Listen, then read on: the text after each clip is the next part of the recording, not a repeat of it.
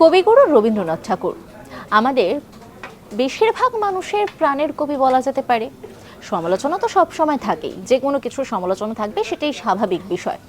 কিন্তু কবিগুরু, যিনি শুধুমাত্র এই দেশে নয় বরং বলা যেতে পারে গোটা বিশ্বেই তাকে প্রণাম জানানো হয়, সম্মান জানানো হয়, তেমনি এমন একটি জায়গার আজকে কথা বলবো যেখানে টেগর স্ট্রিট রয়েছে। ভাবুন, কবিগুরুর নামে রাস্তা তৈরি করা হচ্ছে, তাও আবার বিদেশের মাটিতে। কোথায় জানেন? ইসরায়েলে। ইসরায়েলে রয়েছে টেগর স্ট্রিট, আর এটা রয়েছে 1961 সালে বানানো তেল আবিব পৌরসভা এই রাস্তাটি নির্মাণ করেছিলেন, আর এই রাস্তার নাম দেওয়া হয়েছিল টেগর স্ট্রিট।